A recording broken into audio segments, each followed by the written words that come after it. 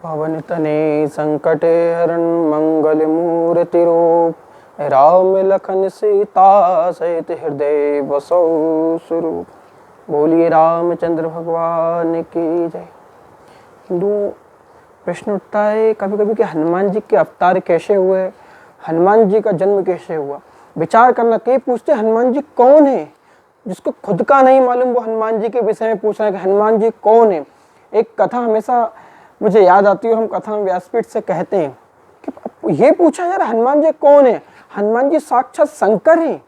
कौन है? शंकर है। मगर राम ने पहचान लिया था। यदि विचार करो आपके यहाँ हनुमान जी जाते तो आप पत्थर मार के भगा देते कि बंदर आया बंदर आया, मगर राम ने देख लिया कि बंदर नहीं, ये कौन है? शंकर है। बंधु निवेदन कर रहे थे। एक दृष्टांत हमेशा हमेशा हमें याद आता है कि एक बार भस्मासुर ने भगवान भोले बाबा की तपस्या की और घोर तप करता गया। और जब भस्मासुर ने भोलेनाथ की घोर तपस्या की और तप करता गया, अखंड समाधि लग गई। कहते हैं बंधुओं, मैं भोले बाबा प्रकट हो गए और जैसे ही भोले बाबा प्रकट हुए, भस्मासुर से कहा, हे भस्मासुर वरदान मांगो, हम तुम्हारी तपस्या से प्रसन्न हैं। और जब कहा कि हम तुम्हारी तपस्या से प्रसन्न हैं, वरदान मांगो, भस्मासुर ने कहा भगवान आपके दर्शन होगा। और ये सच है कि एक बार जब भगवान के दर्शन हो जाते उस समय तो बुद्धि ऐसी होती कुछ नहीं मांगी, केवल भगवान को देखते रहे कि क्या मांगो, कि नहीं तुमने हमारी तपस्या करी, कुछ मांगो।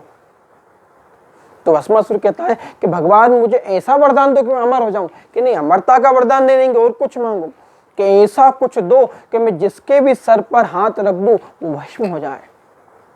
उस समय उसका नाम भस्मासुर नहीं था। भगवान ने कहा तथास्तु, ये लो। शिव जी ने एक कंगन दिया।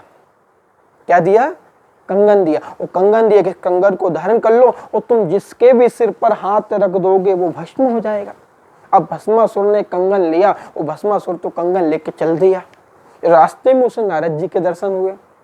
बंधु विचार करना, जिसको नारद के दर्शन हो जाए उसकी मुक्ति बिल्कुल पक्की है।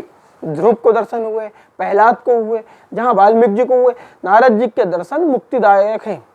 अब जैसे ही भस्मासुर को नारद जी मिलने का, भस्मासुर कहाँ से आ रहे हो? कि तपस्या करने गया था भोले बाबा की। अच्छा, करिया तपस्या। क्या दिया? कंगन दिया है। किस लिए? जिस पे हाथ रखूं भस्म हो जाएगा। नारद जी ने कहा तुझे भी उनने मूर्ख बना दिया। भस्मासुर ने कहा क्या हुआ? असुर बुद्धि था कि मूर्ख बना? क्या कि भोले बाबा रोज के कंगन बांटते, मुझे दिया था, मैंने कितनों के सर पे हाथ रखा, कोई भस्म नहीं हुआ।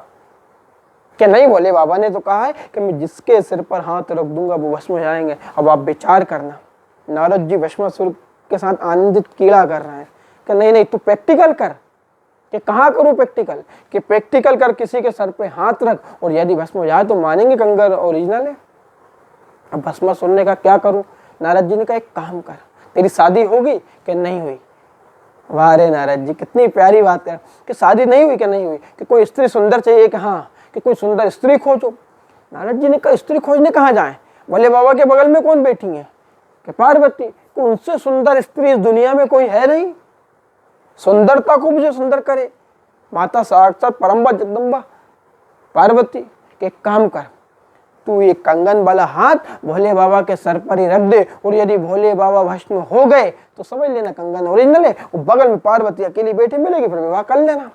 अब वो असुर बुद्धि इस लीला को समझ नहीं पाया और जाके बिल्कुल चला। भोले बाबा के पास पूछा, प्रणाम करा, जय हो भोलेनाथ की। शंकर जी ने कहा आइए, क्या बात है? कि इस कंगन का प्रैक्टिकल करना है। कि करो ना, कौन ने मना करा है?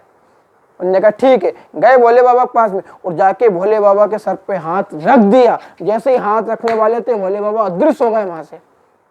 उन्होंने कहा क्या करता है भैया, तुझे मैंने दिया, मेरे घर भोजन करने बुलाया और तूने मेरे घर पे कब्जा कर लिया।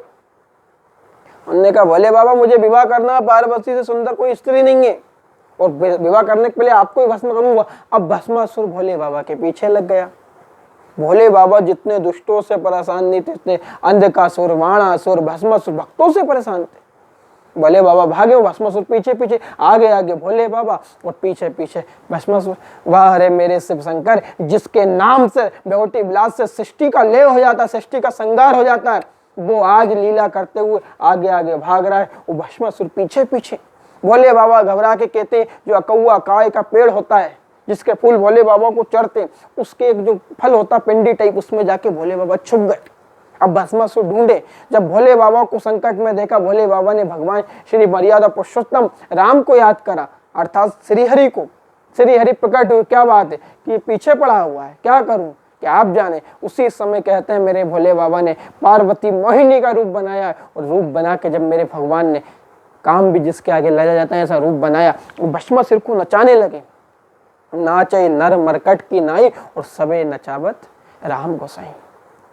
जिसके आगे संसार बंधुओं नाच रहा है, वो आज मोहिनी का रूप लेके श्री हरि भस्मासुर को नचा रहे हैं। और नचाते नचाते नृत्य में इतना वो असुर डूब गया कि उसका धीरे से हाथ, उसका कंगन उसके ही सर पे रगवा दिया, और वहीं भस्मासुर जल के भस्म हुआ। बोली शंकर भगवान की जय। अब भस्मासुर जल के भस्म हुआ। उधर विष्णु भगवान ने शंकर जी से कहा बाहर आ जाओ। उनने कहा नहीं, भस्मासुर रहेगा, ये मैंने उसको अंत कर दिया। कि कैसे? विष्णु भगवान ने बताया कि मैंने मोहिनी का रूप रखा, इसका नृत्य करते करते इसका कंगन इसके सर पे रगवा दिया और ये भस्म हो गया। भोले बाबा के आंख में अश्रु आ गए। हे हरि, आपने मेरे लिए, अघोरी के लिए, संसार में रहने वाले के लिए मोहिनी का स्त्री रूप धारण करा है।